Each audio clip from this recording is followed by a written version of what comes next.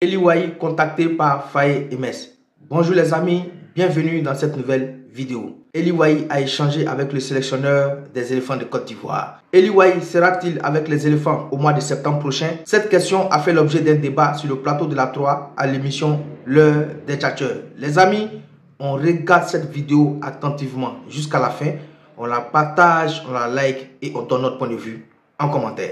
Je pense que Eli Wahi, ce n'est pas maintenant que la sélection de Côte d'Ivoire discute avec lui. Ça, je vous le dis. Parce que depuis Jean-Louis Gasset, il y avait eu des contacts. Et puis, quand Faye Emes a pris quand même la direction de l'encadrement technique des éléphants, il a contacté Eli Wahi, il a discuté avec lui. Et le garçon a dit qu'il fallait lui laisser le temps, après les Jeux Olympiques de Paris 2024, pour pouvoir se décider s'il fallait qu'il joue à la Côte d'Ivoire ou pas. Donc, je pense que le moment est arrivé.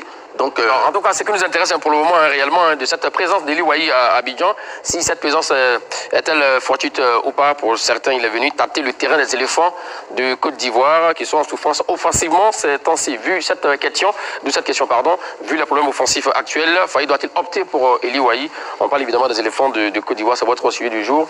Et là-dessus, nous vous écoutons, mon cher Mathieu Blé. Non, je dis non. Moi, je pense que s'il est vrai que la sélection est en permanence ouverte, oui. Je pense qu'on a, de tout ce qu'on a vu jusque-là, le potentiel, il est là, les hommes sont là. Donc, et il y a des hommes qui surtout aussi pètent la forme et qui ont déjà fait la preuve de leur savoir-faire dans cette sélection. Donc, je veux dire, à l'heure actuelle, je pense qu'on a tout ce qu'il faut simplement un travail bien huilé et cette division offensive va réagir. Oui, moi, je pense que oui, Faye doit opter pour Eli Wahi. Et Faye Emes l'a déjà démontré. Je voudrais vous dire qu'il a eu à rencontrer, à discuter avec le garçon. Et ils ont eu, j'ai pas tellement la précision. C'est une info que vous donnez? Oui, c'est une information. Ils se sont rencontrés. D'accord. Il y a quelques jours. Et donc, je n'ai pas la précision si sur le dîner ou le déjeuner, mais ils ont partagé un repas ensemble. Donc, c'est assez clair. Faye Emes a montré de l'envie d'avoir Eli Wahi qui a quand même un gros potentiel, un potentiel fort. Donc l'avoir avec l'équipe de Côte d'Ivoire, c'est un plus. De l'intérêt aux joueurs. Mais pour Mathieu Blé, on a de quoi quand même à pallier. Hein. Donc au cas où un attaquant n'est pas là, en tout cas vraiment la Côte d'Ivoire offensivement n'a rien envié. Non, même M. Magat, oui. C'est que l'équipe de Côte d'Ivoire n'est pas fermée à un joueur. D'accord. Donc l'entraîneur est toujours en train de rechercher des complémentarités, des combinaisons. Eli Wahi, comme je l'ai dit, c'est un joueur de qualité, c'est un joueur de talent. Donc, il y a un moment, il était appelé, il n'était pas disponible. Mais aujourd'hui, il a montré qu'il se sent plus disponible pour cette équipe de Côte d'Ivoire. Donc, je crois que s'il veut véritablement jouer avec l'équipe de Côte d'Ivoire, pour moi, il n'y a pas de problème. Et ça sera vraiment un atout offensif pour les éléphants. D'accord. Marcel Goro parle d'atout offensif et vous dites que la Côte d'Ivoire, elle n'a pas besoin d'Eli Wahi parce qu'on a les attaquants pour... On a non seulement les attaquants pour, oui. Est-ce que j'entends Martial vivoter sur le fait qu'il a été contacté? Non, mais il faut dire tout sur les choses telles qu'elles sont. Eli Wahi, effectivement, il a été contacté par l'ancien staff. Mais il avait dit non en ce moment, parce que voilà, il regardait vers d'autres cieux. Et moi, personnellement, je voudrais profiter de l'opportunité de cette émission ce matin pour opter pour la rupture.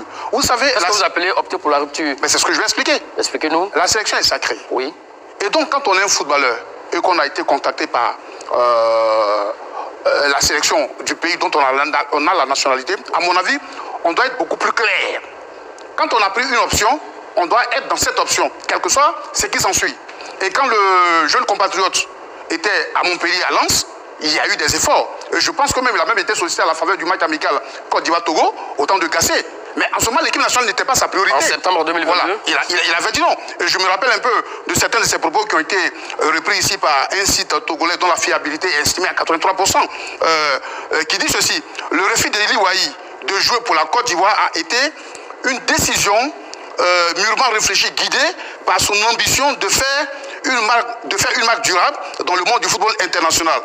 C'est sous la plume de Diane A, c'était le 13 mars 2024. Vous comprenez? Votre message, qu'est-ce que vous voulez dire par là? Ce que je veux dire, oui. Il fut au moment où il a été contacté, oui. Et il avait marqué une démarcation vis-à-vis de la sélection. Il a tourné le dos à la sélection ivoirienne. Exactement. D'accord. Donc déjà, c'est un critère fondamental. Et à Montpellier, il était au prime de sa forme. Oui. Il a confirmé à Lens. À Marseille, il a commencé sur une pente descendante. Et aujourd'hui, à Francfort, ça ne va pas trop. Moi, je pense qu'entre cette période et aujourd'hui, beaucoup doit couler. Parce que la sélection, elle est sacrée. Je voudrais vous donner l'exemple, par exemple, de certains garçons. Un monsieur comme Didier Otogoré, il était au sommet de son art quand il était à l'âge d'Oxer. Et la France de Giroud le voulait. Giroud voulait qu'il joue avec l'équipe de France. Didier a opté pour un choix. Il dit joue avec la Côte d'Ivoire qui est sa nation d'origine. Ça lui a coûté ce que ça l'a coûté. Mais il a assumé. Autant de Jean-Philippe Troussier, Abou Samassi qui est dans le même cas que Eli Wahi, il a été contacté. Il a dit non à la sélection ivoirienne. Mais quand ça n'en est plus trop pour lui, il voulait revenir, Troussier a fermé la porte. On a récemment l'exemple de M. Tiemoué Bakayoko.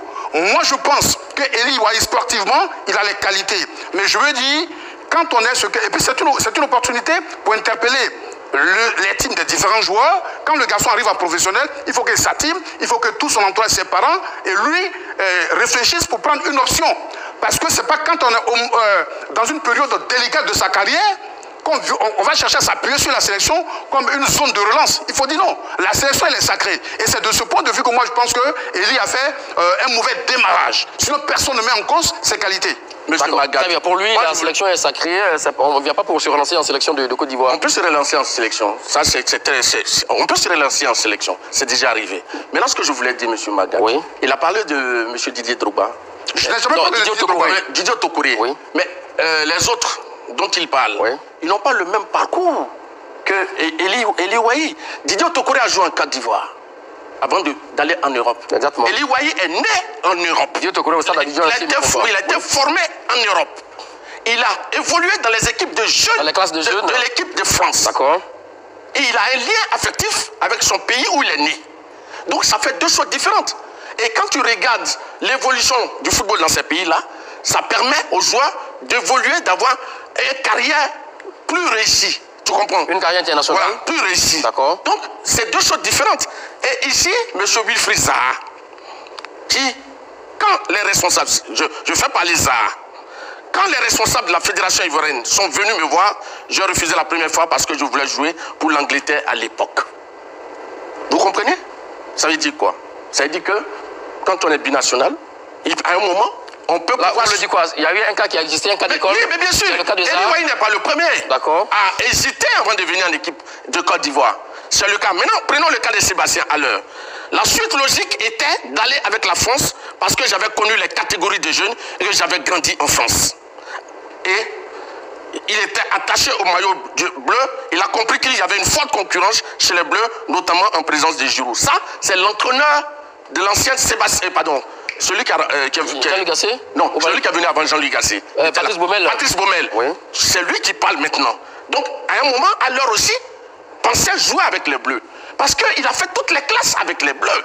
Donc, c'est ce qui est logique. Donc, pour résumer, si on a ouvert les portes de la sélection ivoirienne pour Wilfried Zaha et pour Haller, donc si aujourd'hui Eli Wahi frappe à la porte de la sélection ivoirienne, il n'y a pas de raison qu'on lui ferme la porte. Ce n'est pas Wahi qui frappe à la porte de la sélection ivoirienne. Monsieur Marie, il faut préciser les choses. Ce monsieur est maître Faye. D'accord. Il connaît le talent, le potentiel du joueur. D'accord. Qui le démarche depuis longtemps et qui veut qu'il vienne apporter un plus à sa sélection. Décision de taille. Voilà. Donc c'est différent. Eli Wahi ne s'est pas mis dans une interview pour dire il est temps maintenant pour moi d'aller évoluer avec l'équipe de Côte d'Ivoire. On l'a interrogé sur le sujet. Il dit tout reste possible, la porte est ouverte. Il va bien voir s'il faut continuer à les Bleus ou à l'équipe. Ouais, ça, c'est maintenant que la porte est ouverte. Voilà. À un moment donné, comme Mathieu Bleu. Oui, mais c'est normal, monsieur Magat. Quand vous avez évolué à les espoirs français, et que vous avez été convoqué par Didier Deschamps, même si vous avez joué 1 ou 2 minutes, mais il faut aller au bout de son projet, qui est l'équipe de France. Exactement. Donc il n'y a pas de raison qu'il aille ailleurs. Très bien. Alors, mon cher Mathieu Bleu, à l'heure actuelle, quand on voit l'état de forme de l'attaque des éléphants de Côte d'Ivoire, jouer 180 minutes au tournoi de Toronto sans inscrire donc le moindre but. Et là, vous dites clairement qu'on n'a pas besoin donc de renfort, alors qu'on sait que le mois de septembre est crucial pour les éléphants de Côte d'Ivoire. Ça, j'ai du mal à vous suivre. Ben, je pense que vous avez bonne mémoire, parce que sur ce même plateau, je vous avais dit que c'était pas par manque de qualité ou d'athlètes, c'est qu'on s'est comporté comme ça lors de ce tournoi. On en avait fait un stage, une détection. C'est ce que je vous ai expliqué. Et c'est ce qui a expliqué cela. Parce qu'on aurait pris tout ce qu'on a comme cadeau, tout ce qu'on a comme meilleur physique, comme les gens Philippe Crasso. Comme quand le dernier match, vous jouez Pépé, vous jouez à Dengra, vous jouez Van Guesson, c'est pas... on ne va pas revenir sur ce Canadian Shield dont on a tiré toutes les conclusions. On va de l'attaque. Vous comprenez un peu. On va de l'attaque. Mais je veux dire, par exemple, c'est pas les athlètes qui manquent. On a Sébastien Haller, on a Jean-Philippe Crasso, on a Nicolas Pépé, on a Amad Diallo, on a Jérémy Boga. Mais il n'y a pas mieux que ça en ce moment. Bon, parlons des joueurs qui sont dans son poste. Mais là, dans son poste, on a par exemple Sébastien Haller, oui. on a Bayo Vakou, oui. et on a Jean-Philippe Crasso qui peut alterner comme avant-centre. Voilà, donc c'est suffisant. Mais en plus, ceux-là ont le mérite de connaître la réalité de la sélection nationale. Donc ce n'est pas quelques Qu'est-ce que vous appelez réalité? Non, je veux dire, ils sont déjà là. Je dis, ils sont déjà là. Ils ont eu un début. Ils sont déjà là. Ils ont l'expérience. Oui. Et nous sommes à quelques encablures d'une rencontre un peu plus capitale. Oui. C'est pas là. On a fini la détection du Canada. Si on accordait tant d'importance à Eli Wahi, je pense que la détection aurait été une bonne opportunité. Mais Martial a dit quelques propos qui méritent d'être nettoyés. Vous comprenez un peu? Parce qu'il fait beaucoup de confusion. Quand il prend le cas de Wilfried Zaha, s'il est vrai que Wilfried Zaha n'a pas dit oui dès le premier appel, il n'est pas non plus faux de souligner que Zaha n'était pas au pas de sa carrière, de sa forme. Au moment où il disait oui. Mais Eli Wahi n'est pas au bas de sa carrière. Je vous en prie, c'est moi qui ai la parole. Donc ça, c'est la première précision que je voulais faire. Que tu connais pas. Deuxièmement, il a parlé de Sébastien Haller. Mais il est évident que Sébastien Haller, comme les autres, il est né en France, il a fait toutes ses classes. Mais à un moment donné, la France semblait ne plus le voir comme une priorité. Et Philippe Baumel a saisi cette opportunité. A saisi ça aussi l'opportunité. Donc le garçon s'est dit, bon, ici, on va... Est-ce que c'est différent du cas d'Eli Wahi? C'est différent. Parce que, en aucun cas, Haller n'a été contacté, n'a dit non. On l'a contacté au moment où la France semblait ne pas s'intéresser à lui. Il a saisi l'opportunité. Vous comprenez un peu? Maintenant, des garçons qui sont dans le même cas qu'Eli Wahi, qui ont dit oui spontanément à la sélection, ils sont légion. Emes Faye, il jouait à Nice. Lui-même, il n'a pas fait de questions, il est venu. Les Jérémy Boga, les Jean-Philippe Crasso, les Evan Guessan, mais ils sont des tonnes. Ils ont eu le parcours. Ils sont des tonnes. Ils ont eu le parcours d'Eli Wahi. Ils sont des tonnes. Ils sont des tonnes. Quand on a joué avec la U17, la U19, la U23 ou la U20, c'est qu'on peut arriver au sommet. Très bien. La réalité est qu'aujourd'hui, c'est parce que les portes semblent fermées à notre compatriote.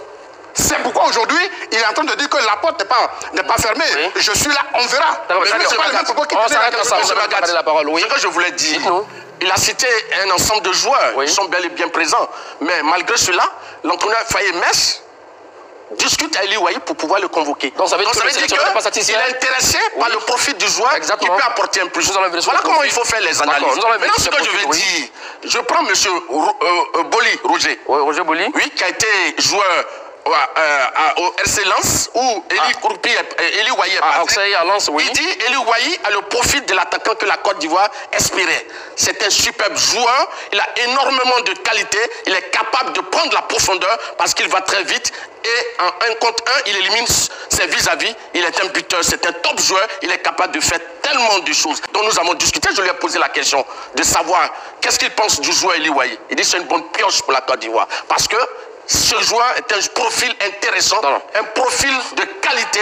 Et donc pour lui, je pense qu'il peut apporter un plus à l'équipe de Côte d'Ivoire. Voilà l'essentiel. Quel est le profil de Eli Wahi que les autres joueurs n'ont pas actuellement en sélection de Côte d'Ivoire? Eli Wahi est un attaquant rapide. Il a doté d'une bonne frappe. Il a une esthète de buteur. Et c'est un joueur en plein développement. Et comme je l'ai dit tout à l'heure, en 1 contre 1, il est vraiment inarrêtable. Et c'est quelqu'un qui peut jouer en profondeur.